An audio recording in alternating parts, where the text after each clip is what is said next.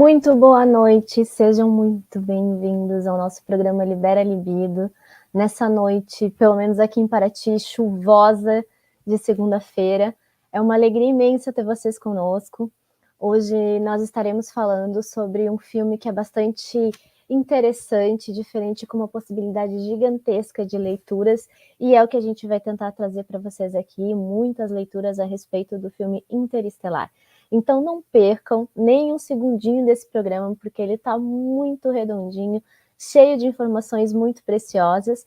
Mas antes de começar com o Libera Libido de fato, eu quero lembrar vocês que o nosso canal é o Bossa Espaço de Arte no YouTube, aqui onde vocês estão agora. Curte esse programa, compartilha, comenta, segue o canal. Além disso, nós temos o canal do programa Libera Libido, também já está disponível no ar. E lá no canal do programa vocês vão encontrar todos os trechos, tudo bem separadinho. Então tem todas as entrevistas, as músicas maravilhosas interpretadas pela Flávia Oliveira, cantora. Então tem muito material disponível lá no canal, no YouTube, do programa Libera Libido. A partir da semana que vem, o nosso programa Libera Libido será transmitido por lá. E aí vocês terão uma cópia, né? Será disponibilizada aqui no canal da Ebossa. Além disso, nós temos o programa Libera Libido no Instagram. Então, para quem quiser acompanhar, curtir, comentar, até mesmo para trazer novas ideias e informações do que vocês estão achando, como vocês estão vendo o programa, o link é @programa Libera Libido, não vai esquecer, hein? Além disso, a gente tem também o @ebossa_oficial, que é da minha empresa de decoração, da loja Ebossa. E lá também vocês vão encontrar muito material relacionado a outros projetos que a gente traz dentro da loja. Além disso, nós temos o podcast do programa Libera Libido. E, aliás, quem está nos ouvindo, saiba que todos os programas estão disponíveis no Spotify. É só vocês digitarem ali Rádio Ebossa, ou então jogar como podcast Programa Libera Libido, que vocês vão encontrar. Além disso, nós estamos com uma novidade, que é o Pod Libera. É um podcast onde a gente traz muitas informações dos bastidores do nosso programa, muitas coisas que não foram ao ar, muita informação diferente. E eu acredito que vocês vão gostar, porque é um bate-papo um pouco mais dinâmico, mais livre, e que vai trazer para vocês uma leitura um pouquinho também de quem nós somos, tanto eu quanto o Henrique. Além disso, nós estamos também na Rede Smart de Comunicação, que em São Paulo é o canal 23. Na Rede Smart, o programa vai ao ar toda quarta-feira, às 9 da noite. E para eu não ficar falando aqui sozinha o tempo inteiro, eu vou chamar agora para me acompanhar no programa ele, que é um dos apresentadores junto comigo, e o nosso filósofo, psicanalista e assim por diante. Seja bem-vindo, Henrique, boa noite. Boa noite, mais um grande programa, é um prazer enorme estar aqui com você, Júlia, para apresentar esse programa belíssimo, com tanto carinho, tanta dedicação, que para quem acompanha a gente agora no Pode Liberar, no Pode Libera, a gente mostra um pouco dos bastidores. E mais uma vez agradecer vocês por deixar a gente entrar dentro da sua casa, aí nessa telinha, dentro do rádio, do seu alto-falante, no seu microfone, seja lá onde você estiver. Receba o nosso carinho e vem com a gente. Hoje o programa, como a Júlia falou, está imperdível. Fica até o final. Nós vamos falar de Inter, de Fora, de Estelar. Olha, esse filme é fantástico, fantástico. Mas, para vocês conseguirem primeiro entender um pouquinho sobre o filme, a gente trouxe aqui uma leitura muito rápida e sucinta sobre o diretor. Então, para quem estiver em casa, a gente vai fazer uma breve leitura depois sobre ele, quem está nos escutando através do Spotify, pelo podcast, mas para quem está em casa agora assistindo mesmo, aí vai uma breve leitura sobre quem é esse diretor e a filmografia dele, quais informações que ele já traz em outros filmes, até chegar no Interestelar, com essa leitura que ele traz. Então, fique aí conferindo.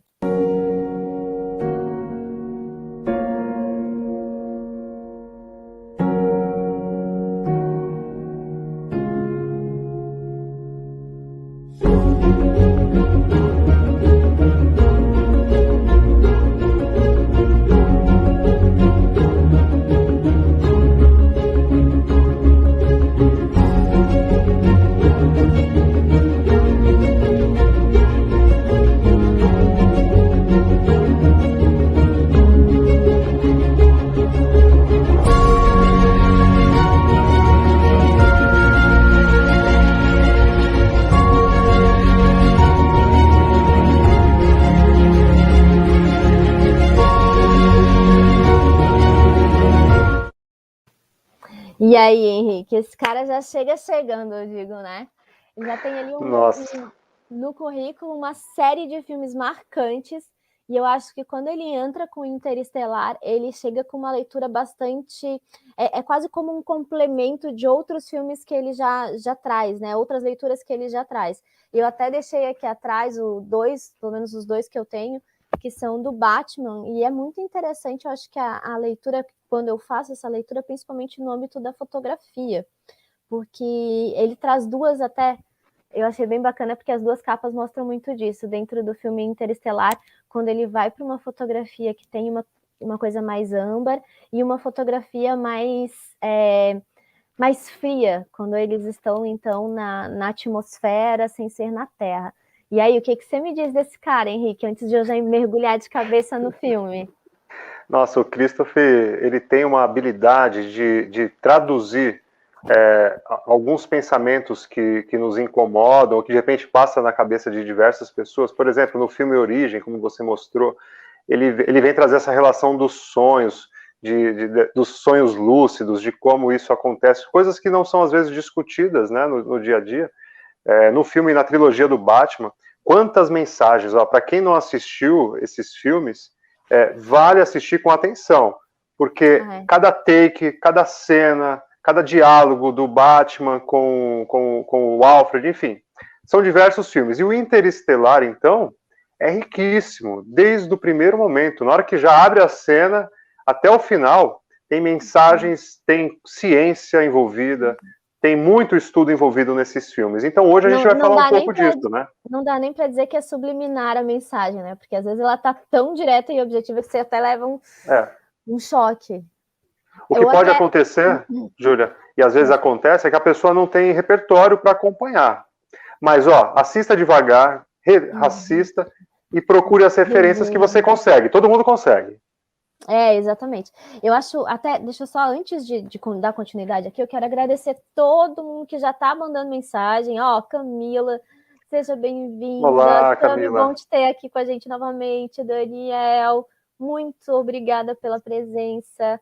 Maria Aparecida, André, e assim por diante. Gente, vão mandando as ponderações de vocês com relação ao filme, porque a gente quer muito trocar essa ideia com vocês também. Que análise vocês estão fazendo ou fizeram sobre o filme? O que acharam? Como é que foi o primeiro momento? Porque eu acho interessante que eu falo assim, é um filme que ele te dá muitas possibilidades de leitura e conforme você vai assistindo ele mais de uma vez, vai ampliando ainda mais, né? Ele não é um filme que você fica... já vi uma vez, tá ótimo. Não, pelo contrário, você já consegue ver uma outra situação, ver uma outra informação, enfim. Isso mesmo, Júlia. E falar de filme, de qualquer filme, tem sempre algo subjetivo nos filmes. Não é só um filme. Nunca é só um filme.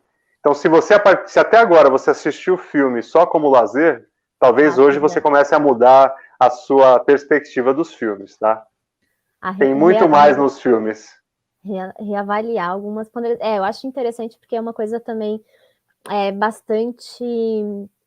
Eu acho que é uma coisa muito cultural e até mesmo de geração, né, Henrique? Conforme as gerações, você vai observando um perfil de filme que é jogado para essas pessoas, que é jogado não, colocado para essas pessoas como um olhar apenas de entretenimento, sem você poder fazer análises mais profundas e assim por diante.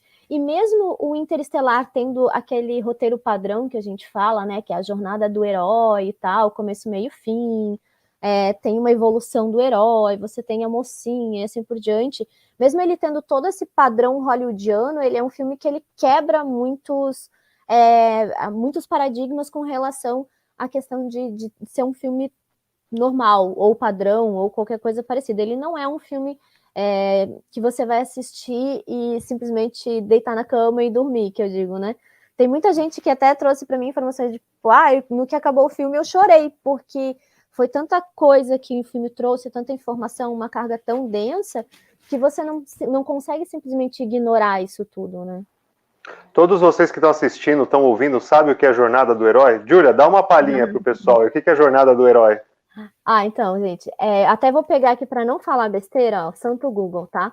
Boa. A jornada do herói é um modelo que foi adaptado não só para filmes, mas também para livros, por exemplo, que vai falando, são 12 etapas, onde vai falando, você recebe, é como se fosse um modelo padrão para você seguir e ter, aspas, certeza de que você vai conseguir ter um roteiro, enfim, um livro, uma história que vai ser de fácil acesso para as pessoas e, consequentemente, vai ter um certo sucesso, né? Não seria a melhor forma de traduzir isso, mas eu estou tentando esmiuçar a questão aqui.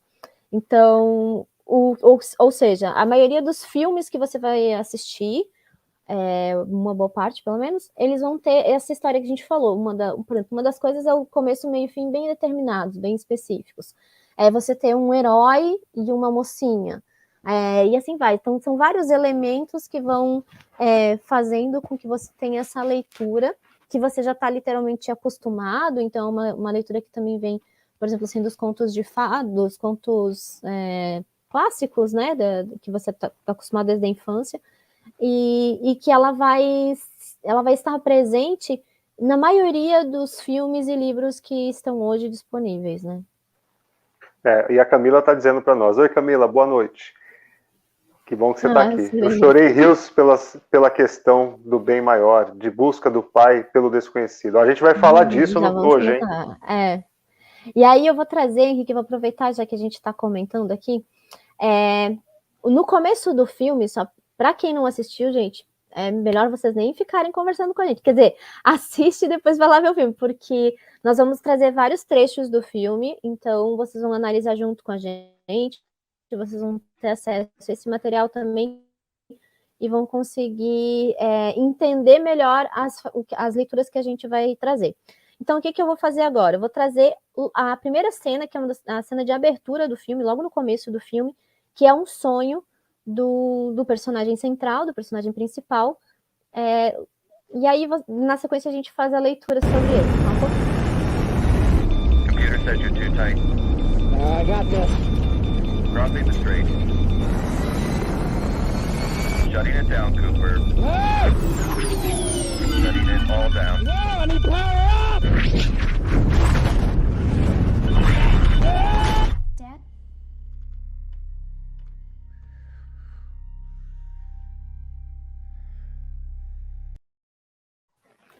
E aí, Henrique, o que você me diz? Primeiro, para quem está em casa ouvindo como podcast nessa cena, para vocês entenderem, o personagem central, ele tem um pesadelo, um sonho, ele era aviador, enfim, ele tem um sonho e onde ele está onde o avião dele está caindo, né?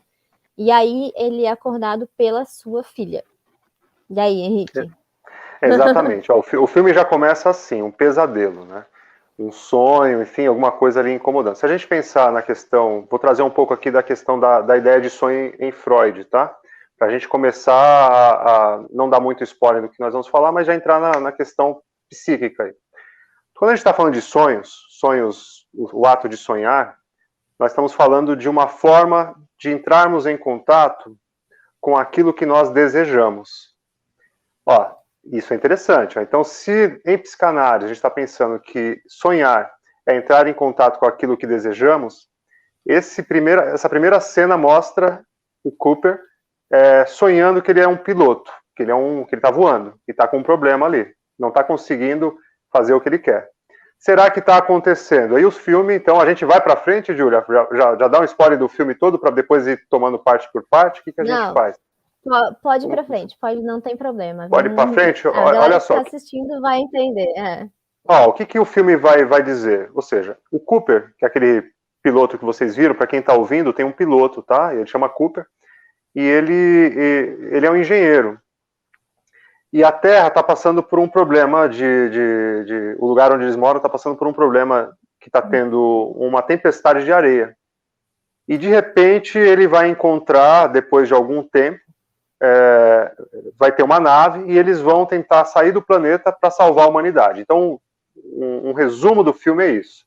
Ou seja, o planeta está com problemas, as pessoas estão... Na verdade, ele fala de um extremo, um planeta onde você não tem mais recursos para, por exemplo, para alimentação, então eles optam, por exemplo, pela plantação de trigo, que seria a única plantação que ela consegue, dentro do que a terra possui, ou dentro das condições atuais da terra, é o único tipo de plantação que consegue se desenvolver.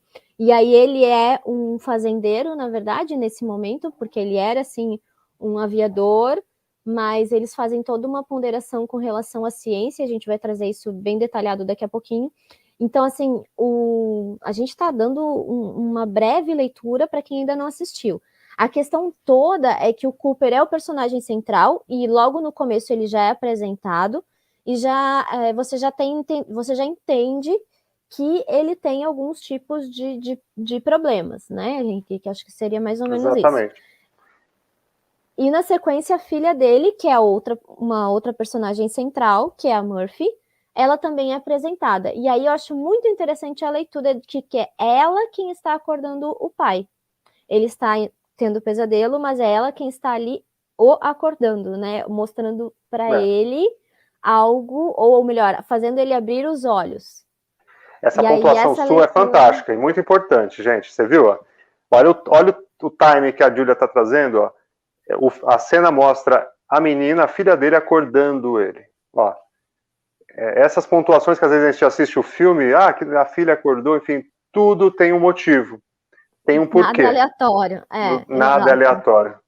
Ó, eu vou trazer agora, Henrique, a parte, só para quem está em casa, porque a gente ainda vai falar muito da Murphy, do Cooper também, mas lembrem dessa pequena leitura que eu trouxe agora, que é com relação a ela estar acordando o pai dela, né? Ela está despertando o pai dela. Essa cena seguinte que eu vou trazer agora, só para vocês entenderem, é a cena na qual aparece, que é uma cena que dá sequência a essa introdutória que é do pesadelo, mas é a cena onde aparece uma tempestade de areia. E aí a gente já vai conseguir, vocês já vão conseguir entender a nossa leitura.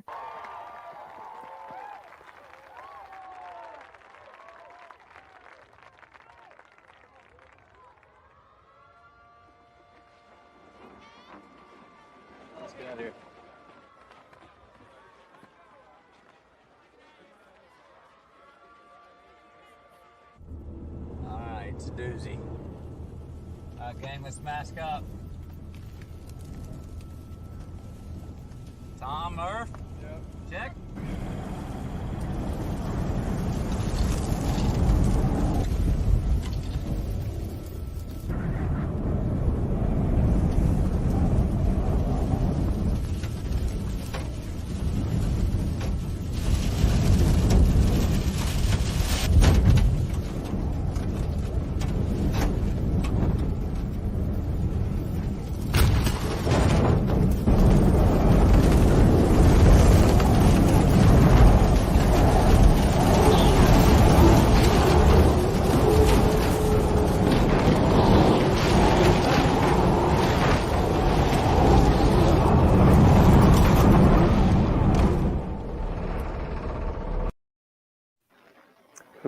E que cena, hein, Henrique? Nossa, dá até uma aflição aquilo tudo. Olha, para quem está nos assistindo aí de fora do país, né? Para quem não sabe, estamos em 196 países. Vocês não sei se vocês sabem, viram as notícias, mas aqui em São Paulo, algumas semanas, tivemos tempestades de areia. Tá parecida com o filme, viu? Muito próximo. Não só em São Paulo, né? Teve outras regiões do Brasil que também foram atingidas por tempestades de areia. Exatamente. Com solidariedade para essas pessoas que estão passando por isso, né? Porque não é fácil. Então a gente está vivendo um momento nesses lugares de fim do mundo. De uma ideia terrível, né, de como sobreviver. Então, que cena, né, que cena inicial, né, ele está num cenário de um jogo de beisebol. De guerra, né. E de repente surge uma tempestade. Então, é interessante que essa é a primeira parte do filme, né, ele está sonhando. Então, como começa? Um sonho do Cooper, pensando, ou seja, o que ele está lidando com esse sonho? O que é esse sonho para ele? É um pesadelo? O que aconteceu com ele? Ele é um fazendeiro. Né? E aí, de repente, ele está sonhando com algo que ele foi, ou que ele gostaria de ser. Será? Vamos ver o que acontece. Daqui a pouco a gente vai abrindo isso. E, de repente, ele está tentando se distrair num jogo de beisebol e vem uma tempestade, ou seja, não tem sossego. que a Suzy está dizendo? Ela falou que aconteceu algo semelhante em São Paulo, ela trouxe esse comentário. Eu acho muito interessante também, uma coisa que eu me peguei nesse filme, e eu acho que é muito uma questão de pandemia que a gente está vivendo aqui, quando ele fala, coloquem as máscaras, e além das máscaras, eles colocam os óculos de proteção. Então foram 2 ações dentro do filme que eu falei assim, nossa, olha o que está acontecendo. E aí você lembra das tempestades de areia que aconteceram, de poeira, enfim, que aconteceram recentes no Brasil, você fala, nossa, a ficção é a realidade, é a ficção, como que a gente está caminhando nesse sentido, né? Como nós realmente estamos indo para esse extremo de chegar ele realmente no extremo de não conseguir ter um planeta para a gente viver, que é o que o filme vai abordar, né? Ele vai procurar um segundo planeta ou um lugar onde possa ser dada continuidade à vida humana. E aí eu acho tem outras situações bastante pertinentes, bastante interessantes aí no filme, que, por exemplo, tanto na primeira parte, na verdade, todo momento, quando eles estão na Terra, os tons que eles usam dentro da filmagem são tons extremamente terrosos. São tons mais quentes, sim, você tem uma luz aí que é a luz âmbar, que a gente costuma dizer, mas são tons mais terrosos e, ao mesmo tempo, são tons que eles não te dão uma sensação de tristeza, assim. Então, durante todo o filme, ele te dá essa coisa uma certa agonia, uma certa aflição pelo local onde eles estão, pelo excesso de poeira que em todo momento eles estão limpando as superfícies da casa. Então é uma coisa que te aflige, né? Que te incomoda. Imagina para uma pessoa que tem mania de limpeza, né? Nossa. Como é viver num momento desse, né? De poeira, ou quem tem rinite, né? Coitado das pessoas que têm rinite. Né? E aí é interessante porque eles explicam o porquê, né? Eles têm toda uma leitura científica onde eles explicam o porquê das nuvens de poeira e do que está acontecendo no planeta Terra nesse momento. Mas eu vejo também uma outra leitura que eu acho bacana, que a gente até comentou, né, Henrique? Ele começa o filme também com um jogo de beisebol e ele vai finalizar com um jogo de beisebol. E é importante salientar que o jogo de beisebol é um dos principais esportes nos Estados Unidos, né? É onde as pessoas realmente se reúnem, é uma coisa de tradição mesmo, é bastante dentro das escolas, é bastante cultuada essa tradição, é bastante, como é que eu posso dizer assim, incentivados, né? Os pais incentivam os filhos, tem gente que segue dentro da família, né? Que segue a tradição, enfim. Então ele começa com um jogo de beisebol e o filme termina também, não que termina na última cena, mas ele traz no final um outro jogo de beisebol, e aí ele faz uma leitura muito interessante com relação à questão do... não é relatividade, eu acho que é mais a questão da relatividade também, né, Henrique? Me dá um help aí. Não do tempo e espaço, vai. A gente da gravidade, desculpa, eu falei errado, né? Ele faz uma leitura da gravidade, perdão. Agora a gente vai começar a desenrolar um pouco o filme, mas se a gente pensar nessa ideia do que representa, né? Ou seja, ele tá... Quem está sonhando? Quem sonhou? É o Cooper. Será que ele acordou? Eu vou fazer essa pergunta, né? Boa. Será que o Cooper acordou daquele pesadelo? Uhum. Ou ele está sonhando ainda? Ou será que não sonha? O filme não vai ir com essa ideia que eu estou falando aqui, mas eu estou levantando essa questão, ou seja, será que ele não tá sonhando acordado ainda? Ou seja, um jogo de beisebol, uma tempestade, ou seja, um lugar de diversão, de alegria. Ele era um piloto, isso foi tirado dele. Então, o que está acontecendo com ele? Ele é o principal ainda na cena. Nessa leitura. Eu vou trazer agora, Henrique, uma outra cena, porque eu acho que a gente está trazendo vários pequenos detalhes para quem está em casa, mas é que essas cenas que a gente está trazendo agora, elas foram bem esmiuçadas, né? A gente está fazendo uma leitura de cada uma para a gente conseguir fazer uma leitura geral no final. Então, assistam aí a outra cena que a gente separou. 4 o'clock today, you and me in the barn, herbicide resistance 101. Check? Is there not a table burn? Dad, can you fix this? What the heck did you do to my It lander? wasn't me. Let me guess. Was your ghost? It knocked it off my shelf. Keeps on knocking books off. No such thing as a ghost, dumbass. Hey, I looked it up. It's called a poltergeist. Dad, tell her. Wow, it's not very scientific, Murph. You said science is about admitting what we don't know. She's got you there. Hey, start looking after our stuff. Cool. Murph, you want to talk science? Don't just tell me that you're afraid of some ghost. No, you gotta go further. You gotta record the facts, analyze, get to the how and the why, then present your conclusions. Deal? Deal. Alright. Eu acho incrível essa cena, eu adoro.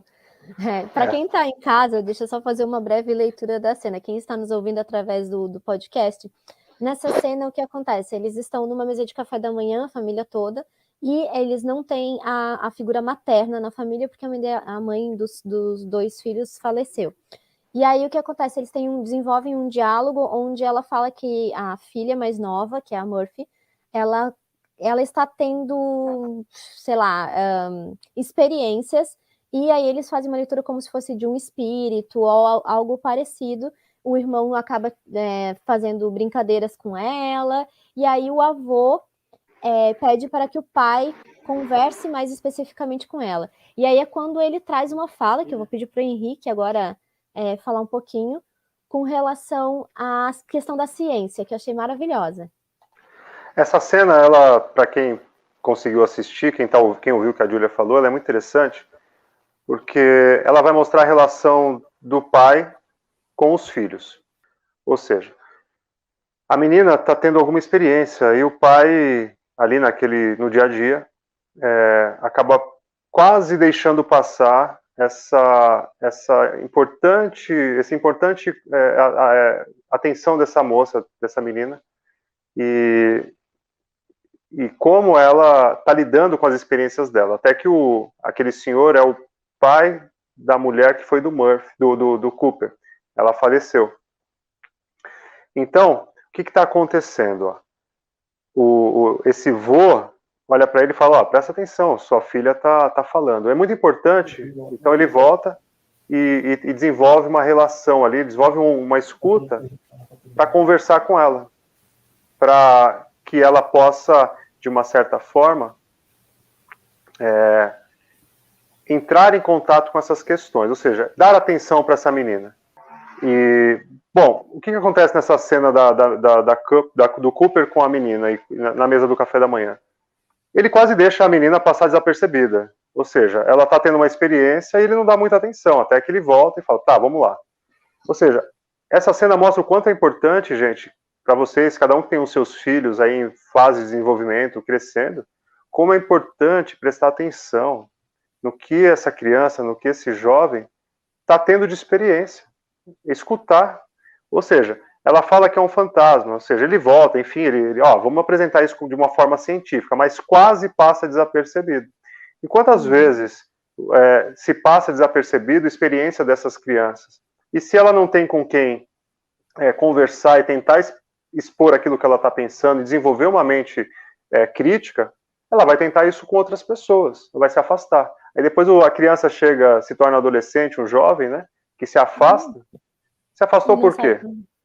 Porque ela, de repente, não teve espaço em casa para falar de qualquer tipo de busca lúdica e até, muitas vezes, absurda.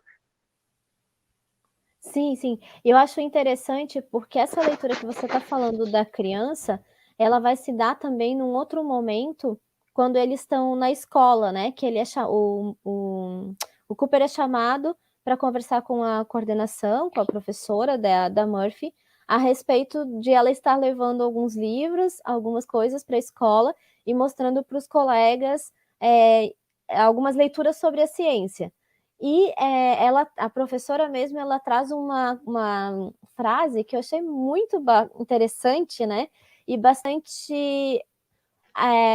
que coincide muito com o que a gente tem visto hoje em dia em alguns espaços, em algumas mídias. E ela fala o seguinte... na verdade, o Cooper questiona se ela não acredita no fato do homem ter ido à Lua, né? E aí ela fala o seguinte: eu acredito que foi uma propaganda brilhante e que os soviéticos foram à falência investindo em foguetes e em outras máquinas inúteis. E aí tem toda uma leitura dentro da própria escola, que é uma teoria, é uma leitura que vai no sentido de negação de fatos científicos. E é uma coisa que nessa cena que é introdutória ali, onde ele fala para Murphy que ela tem que prestar atenção, ela tem que catalogar, ela tem que observar, e ele vai falando exatamente o que a ciência pede que você faça, né? Quando você faz algum tipo de análise, ou quando você tem alguma ideia, enfim, até você comprovar aquela sua teoria. E aí a professora vai e fala completamente o contrário. Então é muito ambíguo, né? Como a escola está tratando dentro do filme algumas questões que foram comprovadas cientificamente, enfim. E aí o pai está ali tentando ser um mentor e ao mesmo tempo sendo pai, enfim, eu acho muito essa relação, né, essa leitura muito, muito interessante dentro do filme. Muito, e nessa hora ele é o pai que se espera, né? Ele vai e defende a filha com argumentos importantes e científicos e bem colocados, né? Dizendo para eles o que vocês querem que eu faça. A menina está desenvolvendo um pensamento crítico, você quer que eu vá para casa e simplesmente... Depois eles vão para o jogo de beisebol, né? O jogo de beisebol é depois. Quer que eu vá para casa e então simplesmente faça algum tipo de brincadeira, é isso que é importante? Não é importante ela aprender a questionar? Então o filme vai mostrando de início, e uma coisa importante nessa cena da escola, que o diretor, depois, lá na frente, vai ser quem? Na verdade, ele não chega a estar dentro da NASA, né? Mas ele é uma figura bastante... eu acho muito instigante a forma com que esse diretor e essa professora atuam ali. Porque é como se o diretor estivesse controlando a professora, e a troca de olhares deles, ela mostra muito bem isso, e ao mesmo tempo ele estivesse esperando que ela justificasse uma fala da qual eu acredito que ele não compartilha. Mesmo ele sendo diretor e tendo que impor isso. Mas depois ele vai estar lá na NASA, sim. Lá no filme ele vai estar lá na frente. Ele vai ser encontrado lá quando ele encontra a base da NASA. Ele está junto na reunião. E o Daniel fala uma coisa interessante aqui, né? Então, mas é curioso porque Cooper diz para ele analisar o fantasma e ela faz essa análise antes dele sair de casa. Só que quando ela faz, ele não escuta, mesmo assim. Exatamente, Daniel. Ele não está prestando atenção. Ele só vai prestar atenção quando interessa para ele. Exatamente. E o pessoal aqui também trouxe uma outra leitura, o Daniel Decor. O interessante dessa cena é que o coordenador fala que a Terra precisa de fazendeiros e não de engenheiros e cientistas. Ou seja, de que terra que eles estão falando, né? Porque toda a Terra precisa de todos os tipos de profissões, né? Pelo menos até agora, né? Sim, sim.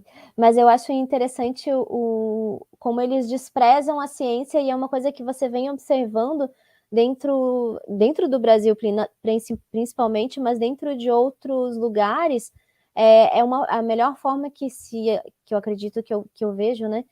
Que as pessoas encontraram de manipular os outros.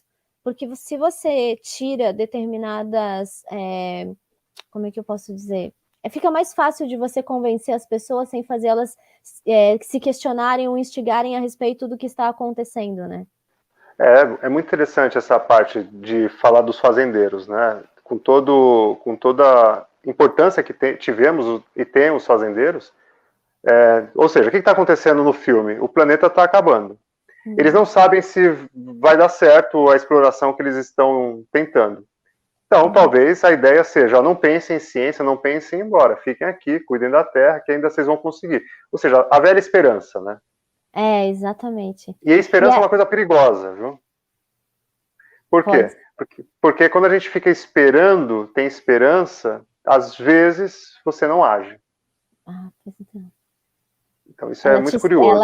Ela te boicota, no caso, né? Ela te boicota. Sempre uma esperança de que vai melhorar, mas para melhorar você tem que fazer alguma coisa. E eu vou trazer agora, porque agora você falou e eu lembrei muito da questão do fato de a atriz principal, o nome dela é ser Murphy, e tem a famosa lei de Murphy, né? Que é uma lei, enfim, e até pesquisei a respeito, achei muito legal, porque quem fez é ótimo, mas quem trouxe essa lei, ele era da Força Aérea norte-americana, né? Ele era um piloto, por sinal. Então, eu vou trazer primeiro o momento Etmos, que fala da lei de Murphy, para vocês saberem o que significa a lei de Murphy. Bora lá.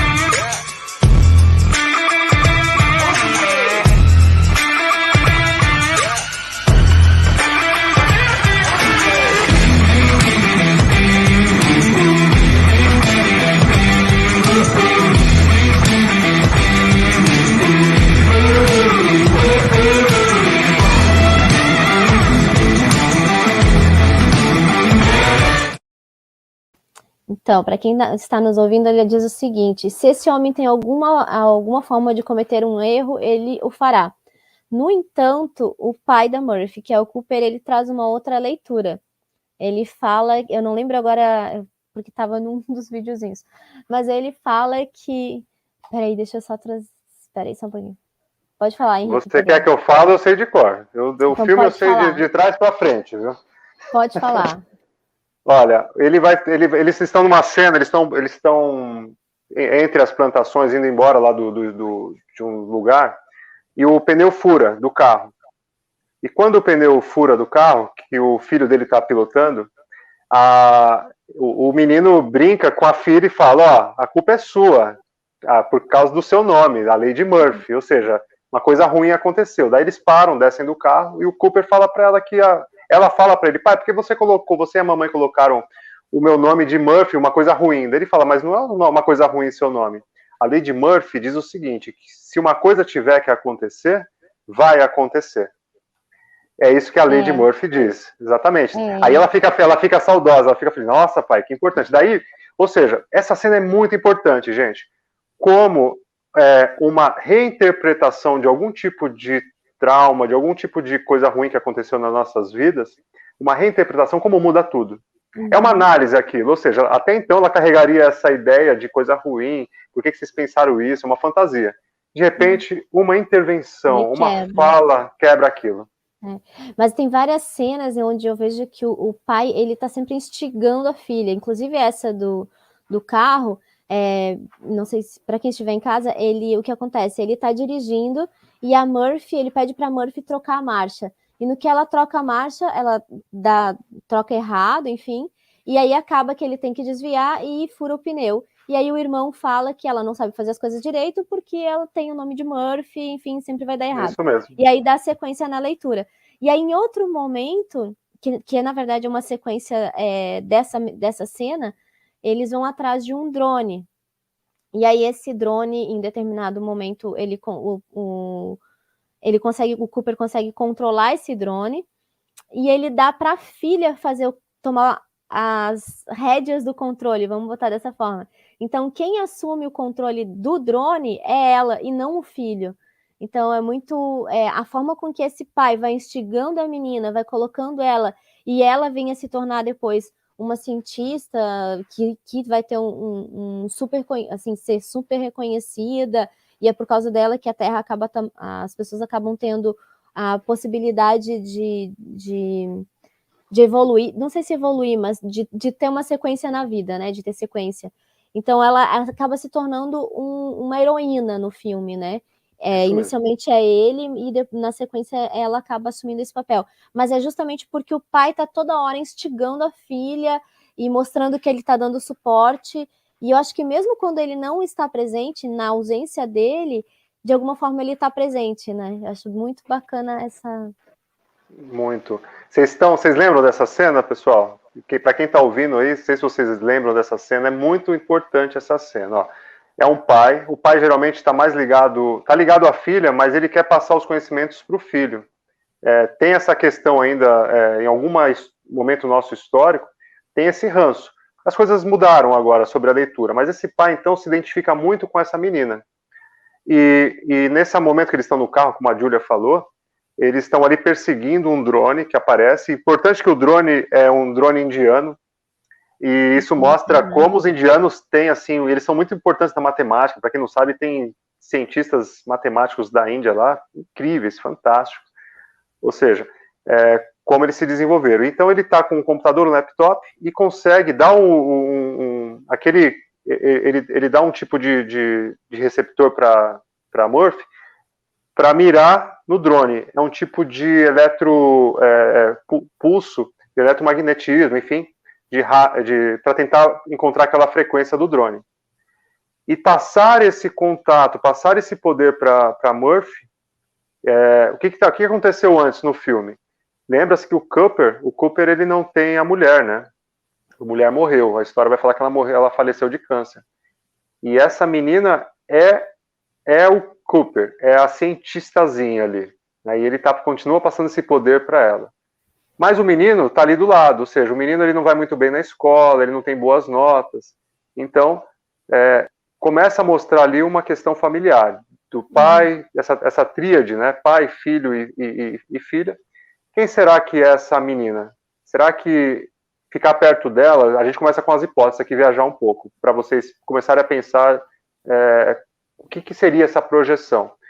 A saudade da mulher, aí ele se projeta nessa filha, o que começa a acontecer ali? Mas, de toda forma, a menina herda, então, esse lado científico do Cooper. Né, Júlia? Sim, mas quem acaba assumindo, e o interessante é isso, porque o Cooper, ele se ausenta, né, dessa criação dos filhos por conta de ele participar dessa missão e tal, que é a missão Lázaro. Daqui a pouquinho eu até vou trazer o nosso Hora do Oráculo, que vai falar um pouquinho o porquê do nome Lázaro. Mas eu acho instigante também que o filho é quem vai assumir a fazenda na ausência do pai. Ela vai se tornar cientista, ela vai pesquisar, enfim, mas quem vai cuidar das coisas é o filho. É como se ele fosse obrigado a assumir isso, tanto que lá no final do filme ele não quer tirar a esposa e o filho dele daquele espaço, porque, teórico, para ele, aquele espaço, a forma que ele tinha de receber o carinho do pai, o afeto do pai, era se manter naquele local. E ele bota em risco a vida da família inteira para que ele consiga ser aceito por esse pai. Isso mesmo. Eu acho que vale a pena a gente ir para a parte da viagem, viu? Tá. Tem umas curiosidades legais. Então, eu vou trazer o nosso Hora do Oráculo para a gente falar um pouquinho sobre a questão da missão Lázaro, o porquê do nome.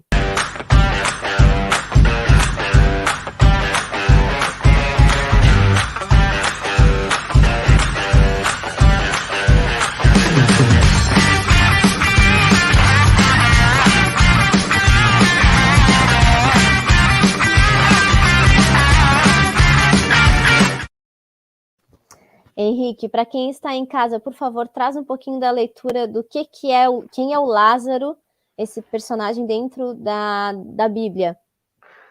Olha, acho que todos vocês já ouviram falar do Lázaro. O Lázaro é aquele que Jesus, amigo de Jesus, né, irmão de Marta e a Maria, né? Foi isso? Uhum. Acho que foi. Mas enfim, ele morre, ele falece era costume naquele tempo, assim, já tinha acontecido de algumas pessoas supostamente terem sido ressuscitadas em 3 dias. Jesus espera 4 dias e ressuscita Lázaro. Enfim, Lázaro é o que ressuscitou. Para quem conhece a história mais profunda aí, que está escrito no Evangelho, se eu não me engano, é o Evangelho eu não lembro se é de Mateus, enfim, um dos evangelhos, acho que é Mateus, né, que está escrito isso. Mas a história é o seguinte, é que ele ressuscita. Não tem mais jeito. E ele ressuscita. Então a missão Lázaro, dentro do filme, vai mostrar o quê? Não tem mais jeito, mas tem uma esperança, uma pequena esperança. Eles até fazem uma leitura de você vai morrer para voltar dos mortos, ou seja, e aí tem uma coisa que eu acho muito legal, porque eu acho isso é muito do americano, né? A história do plano A e do plano B. E aí o plano A, eles têm uma solução, e aí eles falam justamente isso. O plano A basicamente, você vai morrer para ressuscitar e conseguir salvar toda a humanidade. E o plano B, que era o plano que não era bacana, mas é o plano que eles veem como para dar sequência através de, como é que a gente fala? As pessoas que estavam na Terra não seriam levadas para outro planeta, mas eles fariam com que a vida humana tivesse uma sequência. Esse seria o plano B. E depois de um determinado momento, você descobre que o plano B, na verdade, é o plano A. Quem descobre, na verdade, é a própria Murphy, né? Exatamente, ou seja, lá na frente, né, do filme, quando já se passaram muitos anos para Murphy, Então ela descobre no leito do falecimento aí do cientista principal, descobre que nunca teve plano A, ou seja, ele nunca teve esperança de voltar. E isso é muito significativo. E vamos para a cena vamos falar da cena deles lá no Planeta d'Água, Júlia? Então, deixa eu só como trazer... que a gente está? Qual que é a ordem que nós estamos aí? Não, a gente até pode trazer essa leitura, mas a gente vai ultrapassar um pouco o nosso tempo de programa, só para avisar vocês, por conta dessa questão que nós tivemos com relação ao bloqueio da imagem, para a gente conseguir editar. Então, a gente vai até 1h15, mais ou menos. Aí, então, eu vou fazer o seguinte, eu vou trazer a gente vai trazer a leitura do primeiro planeta que eles vão parar, né, que é um planeta onde eles vão tentar primeiro entender o que aconteceu com um dos... como é que a gente fala? Uma das pessoas que foram enviadas para esse planeta, para ver se esse planeta tinha condições de ser habitado, e essa pessoa, eles simplesmente perdem o contato com ela. Então, eles vão até esse planeta para entender o que aconteceu com essa pessoa e tentar recuperar uma máquina, não sei se esse é o melhor termo. E aí, o que acontece? Quando eles entram nesse planeta, o tempo é diferente, o tempo do planeta é diferente do tempo de quem fica na aeronave. E aí que é o planeta da água, né? Que é o planeta da água. Ó, então, vamos falar um pouco de teoria da relatividade, um pouco aí dessa ideia. O que está acontecendo? Eles estão chegando perto de um planeta que ele está muito próximo ao buraco negro. E esse planeta, ele está a 80% da velocidade da luz, ou seja, quanto mais rápido, mais o tempo passa devagar naquele lugar. Então, é a mesma ideia de quando o Cooper vai embora, que ele fala para a filha dele o quê? Quando eu voltar, pode ser que eu tenha a mesma idade.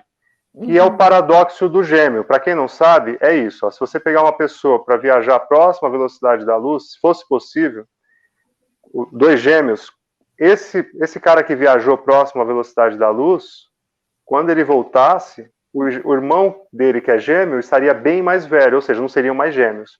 Então acontece isso no filme. No final ele volta, a filha dele é mais velha do que ele. Mais velha. Bem mais velha. E quando eles estão próximo desse planeta, ou seja, que o planeta está próximo de um buraco negro, ou seja, perto do horizonte de eventos. O que é o horizonte de eventos? É a borda ali. É quase na velocidade de entrar no buraco negro. O tempo ali passa muito rápido. Cada hora são 7 anos. E se vocês não notaram, tem uma curiosidade no filme. Ó. Quando eles estão no planeta, o relógio tem um tic-tac na cena do planeta. Esse tic-tac, ele conta 1,25 segundos para cada dia do planeta Terra. Então, vale a pena assistir de novo, para quem não assistiu. Se você assistiu e lembrou disso, coloca aí pra gente, ó. Vê se você lembra dessa parte. Você escutou o tic-tac. Tem um tic-tac. Cada tic-tac é um dia do planeta Terra. Eu falei uma hora, não, é um dia, tá? É um dia do planeta Terra. E aí é interessante, porque quando eles voltam para a nave, eles passaram, eu não lembro exatamente quanto tempo. 23 anos e 7 meses, se eu não me engano. Acho que não é 27 anos, eu acho que é 27, Henrique. Que ele chega e o cara que estava dentro da aeronave comenta, foram 27 anos, não sei quanto tempo. E para eles foi pouquíssimo tempo. Tanto que quando eles chegam no planeta, a outra personagem, que é a filha de um cientista famoso, enfim, ela ainda comenta o acidente que aconteceu com a pessoa que foi enviada para o planeta, acabou de acontecer há poucas horas atrás, dentro daquele planeta. Então, essa relatividade do tempo, e aí eu acho muito bacana, porque eles trazem nas próprias falas deles, e tem uma aqui que eu achei muito legal, que ele fala o seguinte: há séculos dividimos o tempo em dias. A palavra tempo deriva de uma raiz indo-europeia, que seria o di ou o dai, que indica dividir. Há séculos dividimos o dia em horas. E aí entra muito a história que a gente já fez no último programa Libera Libido com relação ao tempo e a questão da cronologia do relógio. A forma com que a gente trabalha com horas, minutos, segundos, milésimos de segundo e assim por diante, e não mais com a história do relógio que é com base na questão solar, por exemplo, né? Esse livro do Carlo Rovelli é ótimo. E essa ideia essa questão da viagem perto da velocidade da luz, na verdade, a gente não consegue, nós não temos equipamentos para viajar na velocidade da luz. Para você viajar com tanta velocidade, pensa, a gente precisa de muito combustível. Então, quanto mais próximo da velocidade da luz, mais combustível. Então, a gente nunca chega. Não temos equipamento para alcançar essa velocidade, não temos combustível. Ou seja, é uma loucura isso, dentro da física. Mas o Einstein conseguiu demonstrar isso a partir da experiência do eclipse solar. Dois irmãos, né, dois cientistas foram num lugar do mundo e conseguiram provar isso. Vale a pesquisa.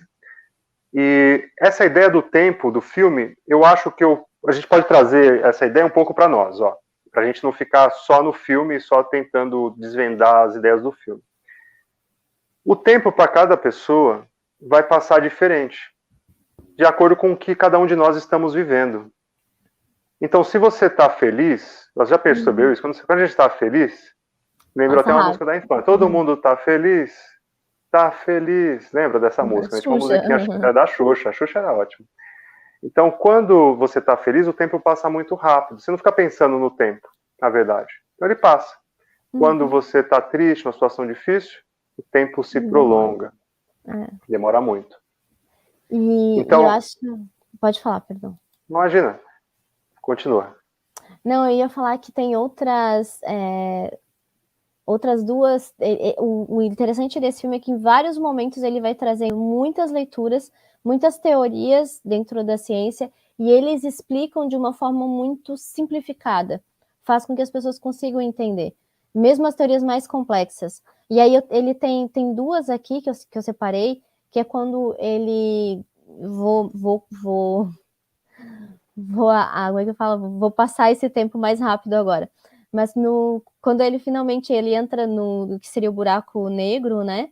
E ele vai para uma outra atmosfera, como é que eles falam até, eu acho muito legal.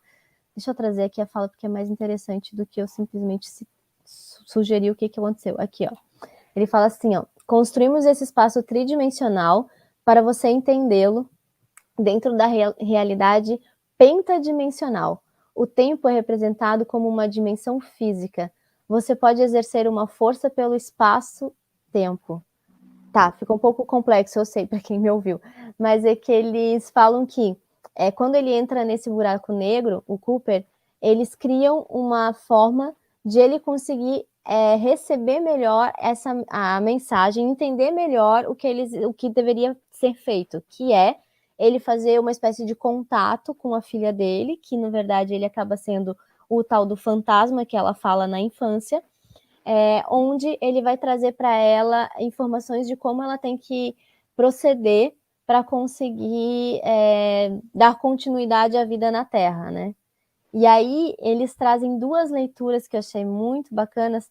Primeiro sobre o código binário, porque eles usam dois códigos para conseguir fazer transformar isso numa forma que ela conseguisse fazer uma leitura da mensagem. E aí ele traz, então, o primeiro código Morse, e aí eu vou trazer aqui o momento Etmos para vocês entenderem o que é o código Morse.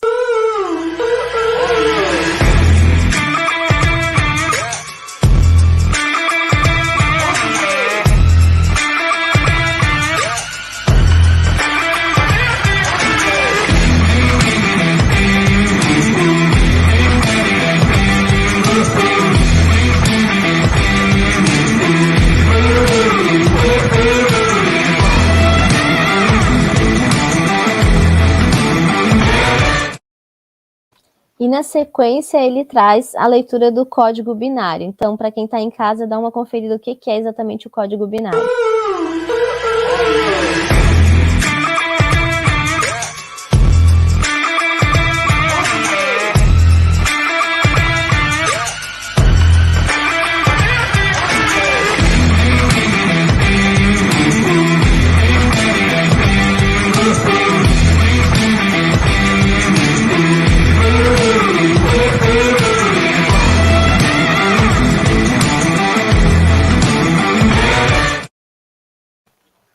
E aí, Henrique, como que você analisou a forma com que ele traz os dois códigos, né? Porque o que acontece para quem está em casa para entender? Primeiro ele começa com um código binário para conseguir transformar a mensagem dele através do código binário, e aí ele vem para o código Morse, porque ele consegue trabalhar isso dentro dos ponteiros do relógio para que ela decodifique esse material e consiga fazer a leitura da mensagem que ele está transmitindo, que é a forma que existe, que possibilita ter uma continuidade da vida na Terra. E aí, Olha, Henrique? o que eu posso dizer, tentando com vocês aqui uma possível explicação, e eu vou entrar mais na área do psiquismo, da psicanálise com isso, porque essa outra área eu não domino. Mas se a gente pensar que o Cooper é um ex-piloto, ele virou um fazendeiro, de repente surge uma oportunidade de salvar o planeta, ele deixa a família dele, vai salvar o planeta, ele vai embora, ou seja, ele deixou, ele foi embora. E de repente ele está lá no meio do espaço, o planeta, ele sabia das consequências, e ele fica maluco e tenta voltar de qualquer jeito. Ou seja, o que surge no Cooper, uma possível leitura, é que o Cooper fica cheio de culpa. E com essa culpa ele está tentando traduzir, está tentando tirar esse desconforto dele. E como que ele faz isso? Ele tenta voltar, de alguma forma, para aquele lugar dentro dele que ele deixou passar. E onde é? É justamente o armário da Murphy. Ou seja, que é a última lembrança que ele tem de talvez, como o Daniel tinha falado agora há pouco, que ele não deu muita atenção para aquele evento. Ele só foi dar depois. Então, assim, ele tenta traduzir, ele tenta fazer algum código para ele mesmo, para ele tentar dar conta desse desconforto. Ou seja, essa experiência dele posterior me parece um desconforto. O que vocês acham? Vocês conseguiram ver assim, como eu vi? Eu vejo um homem que deixa a sua família, por mais nobre que seja o evento que ele se colocou, deixa a família para tentar salvar, mas ele deixa. E ele não consegue dar conta, porque ele não tinha como prever quanto tempo seria. Ele não tinha, era uma possível volta, mas não era um fato em si. Então, a gente vê aí um homem carregado de culpa. E que na sua fantasia de tentar diminuir essa culpa, ele começa a fantasiar um possível retorno. A gente não sabe o que acontece fisicamente, a gente não sabe o que acontece quem entra num buraco negro, né? Se a pessoa volta ou não. No caso do filme, mostra ele voltando para aquele ponto inicial. Mas será? Será que realmente ele voltou? Será que é possível? Mas eu acho muito bacana porque tem uma leitura que eu acho instigante que ele traz, que é a seguinte, quando ele cai a ficha, vamos botar dessa forma, ele percebe que no fundo, ele era o tal do espírito, enfim, e aí, porque em vários momentos eles só usam o termo eles, né? Eles, alguém de outra dimensão, da quinta dimensão, enfim, e de repente ele se dá por conta e fala, eles somos nós. Então, a questão da evolução, né? E como a gente às vezes está preso, e aí entra todas essas teorias que a gente está falando, e elas falam muito disso, de como a gente se prende a uma realidade, a um perfil, porque é isso que nos é apresentado, essa que é a realidade que nos é dada como verídica. E aí, quando você vê essas possibilidades que o filme te traz de leitura com relação à gravidade, com relação a tempo, com relação a viagens interestelares e assim por diante, então você realmente, ele te abre, te amplia horizontes, né? Então, e outra coisa que mostra também. Lembra, o planeta ia ser destruído, inabitável. Por que ele queria voltar, se ele ia morrer? Então, essa é uma questão que às vezes passa despercebida, ou seja, por que ele não levou os filhos com ele? Enfim, não podia, a gente sabe disso na história. Mas voltar para o planeta, por que ele queria voltar se o planeta ia acabar? Então, tem umas pegadinhas no filme também, né? Por que voltasse e acabar? Não, e o Daniel trouxe uma ponderação sobre isso bem interessante. Ele fala assim, ó, total, o filme nos mostra o tempo inteiro que o problema está na Terra, e ele busca a solução no espaço, na distância. Será que ele estava preocupado com a Terra mesmo? Exatamente, porque é como se ele apagasse da memória que ele tem ali 2 filhos, que seriam o avô lá, já estava numa idade avançada, mas ele vai embora. E lá no meio da sua viagem interestelar, ele dá conta que ele abandonou. Tenho que voltar, não vai dar tempo.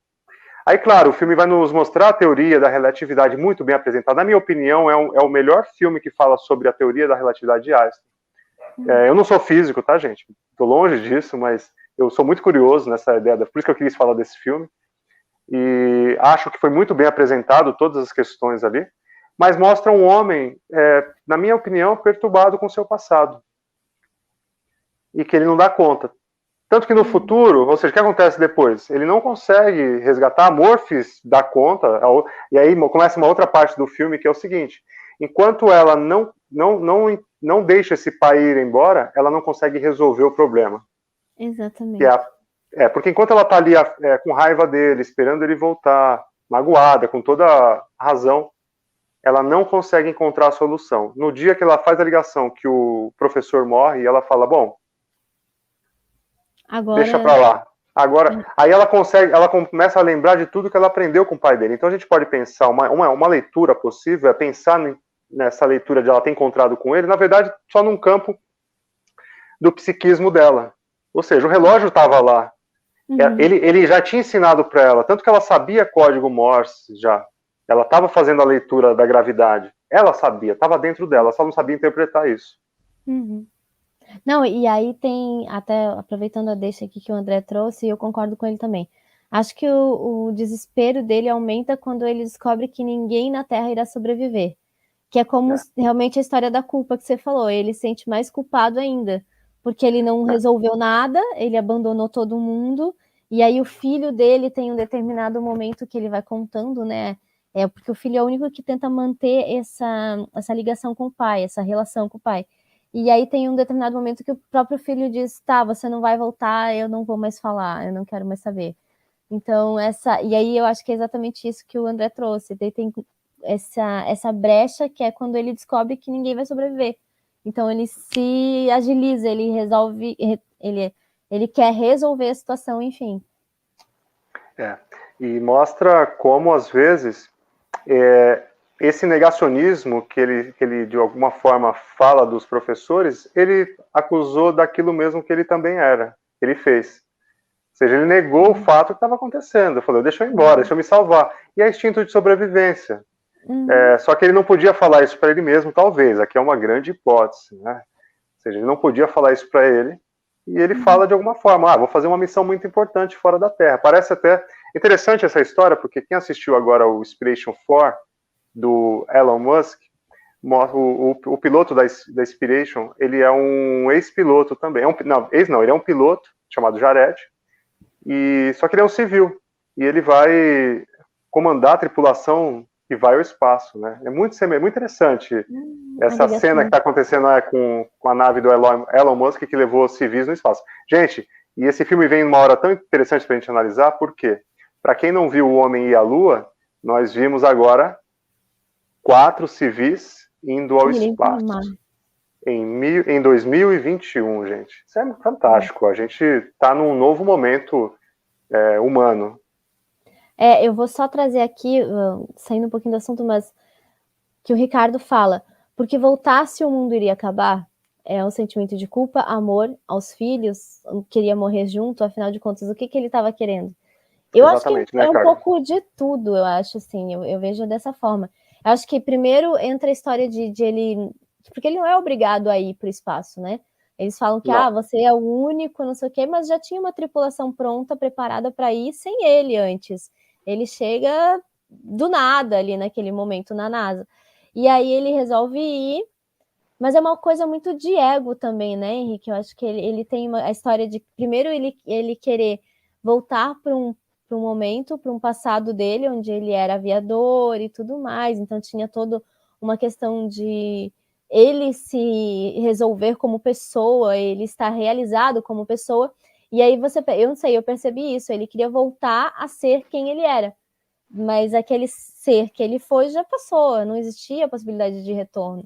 E aí eu acho que ao mesmo tempo é uma válvula de escape, porque estava tão caótico na Terra que ele encontrou uma forma de fugir disso tudo, que foi indo para o espaço. Foi indo para o espaço. E ele foi para o espaço. Exatamente. Por isso que às vezes, pessoal, gente, vale a pena, em tudo na vida, vale a pena fazer uma análise do que vocês estão fazendo. A gente não faz análise para tantas coisas, ou seja, para avaliar um projeto, para ver se você vai fazer um negócio novo, você deveria procurar alguém que já fez. Uhum. Por que com os nossos sentimentos não? Tem até um meme na internet que é assim, você precisa de alguém te processa, você procura um advogado direto. Você precisa arrumar o carro, você vai no mecânico. Você precisa falar dos seus sentimentos, você procura um amigo, procura o padre, procura não sei quem, depois procura um profissional. Ou seja, de repente vale a pena, de repente, né, faz toda essa volta. O que o André está trazendo aqui, eu acho que é muito do que você fala, ó.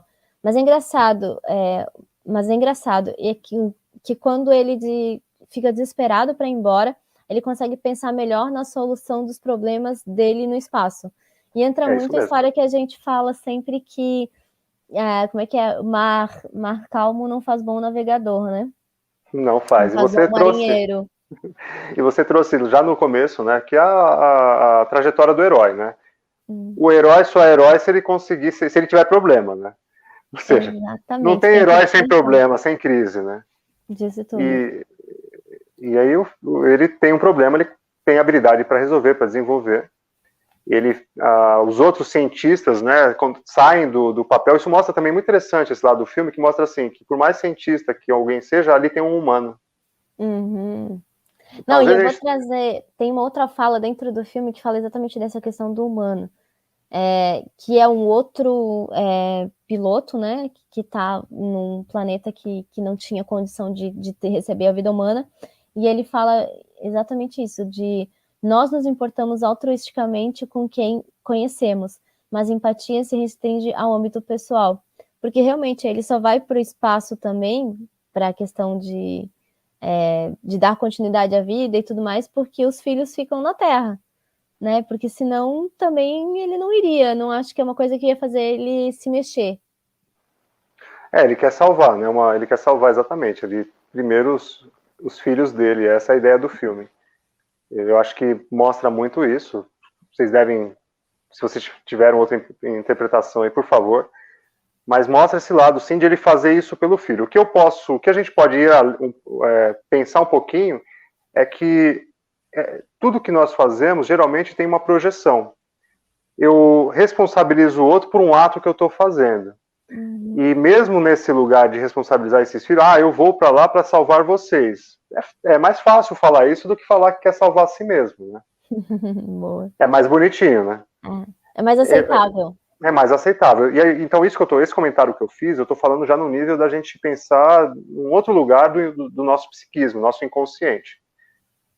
Nós não damos conta, gente, de muitas coisas, de aceitar, de assumir coisas que a gente quer. Então, a gente projeta. Projeção é isso, é jogar para o outro aquilo que eu não dou conta em mim. O amor é a única coisa que somos capazes de perceber que transcende as dimensões do tempo e do espaço. Talvez devamos confiar nele, mesmo que não entendamos ainda. É a frase da mulher, né? Da filha do... Exatamente, exatamente. Aí eu trouxe porque essa leitura que você está fazendo agora, eu acho que ela é muito pertinente na questão do amor, porque aí você justifica. E aí você justifica o amor não o seu, né? O amor pelos outros. Então, essa... Pode falar. Não, e vamos falar de amor, vai. Gente, vamos falar de amor, hoje é o dia do amor. Que legal, ó. Essa relação que você faz, eu acho que é muito... que a gente estava falando do altruísmo, ela também se dá muito nesse âmbito da leitura que se faz do amor de acordo com a experiência que você tem, né? Que entra a história que você falou desde o começo, você já trouxe em outros programas, que é como que eu vou reagir a uma ação tal, ou enfim, uma atitude que alguém teve comigo, se eu não tenho aquela carga de experiência. Então, a história do amor, ela se dá muito nesse formato, né? Que é como você recebeu essa história de o que é o amor, você vai responder dentro dessa leitura. Gente, e essas palavras, assim, a questão, vamos falar de amor. Amor é uma coisa é uma palavra, né? A palavra amor é uma palavra. O que é amor para cada um é complicado. Por exemplo, a pessoa diz que ama uma planta. Ela vai lá e me tira a flor do jardim. O que aconteceu com a planta? Com a flor? Ela vai morrer. Então, interessante isso, né? O que vocês pensam disso? Amor. O que é amor para cada um de vocês? Às vezes o que você chama de amor, de repente, não é amor. Porque tem uma outra interpretação do amor que eu acho muito interessante. Eu li com o pessoal da indiano, achei muito interessante essa visão. Ele diz o seguinte, que amor, que quando você ama, você permite que o outro faça o que ele quer fazer. Olha, que interessante. Eu acho interessante fechar com isso, né? Ou seja, eu não uma sei o que boa vocês frase. pensam sobre o amor, mas eu acho interessante pensar que quando a gente diz que ama, ou seja, se eu amo, eu liberto, eu deixo a pessoa tranquila. Uhum. Porque o fato de amar não exige o outro, no sentido da troca. Sim. Porque a troca seria, como Nietzsche nos diz, seria quando se aproximar daquilo que é igual. Ou seja, se eu me aproximo só do que é igual, eu me aproximo de mim, da minha própria pessoa, não do outro. Sim. Então, se existe amor, o indiano diz, né? Um dos yogis que eu estava lendo outro dia, diz o seguinte, se é amor, deixa o outro ser quem ele quiser ser, e ir para onde ele quiser ir. Fazer o que ele quiser fazer, né? Deixa a flor no jardim. Ah, boa, muito bem. Eu acho que não tem melhor forma de terminar esse programa, Henrique, porque eu vejo o seguinte, por mais que a gente falou de muitas leis, muita física, muitas leituras possíveis, mas no final da história toda, eu acho que o amor é a melhor leitura que o filme traz. Seja o amor pessoal, seja o amor com os filhos, seja o amor com a própria humanidade, né? Que de certa forma, quando a gente fala de herói, é um pouco disso. Mas é o amor. A base do todo do filme, para mim, é o amor. Então vamos amar desse jeito, ó, deixar as pessoas no seu devido lugar. Gente, eu quero agradecer a todos que participaram, a todas as ponderações. É bom lembrar que na semana que vem a gente vai estar falando sobre traumas, não percam, porque esse programa também está imperdível.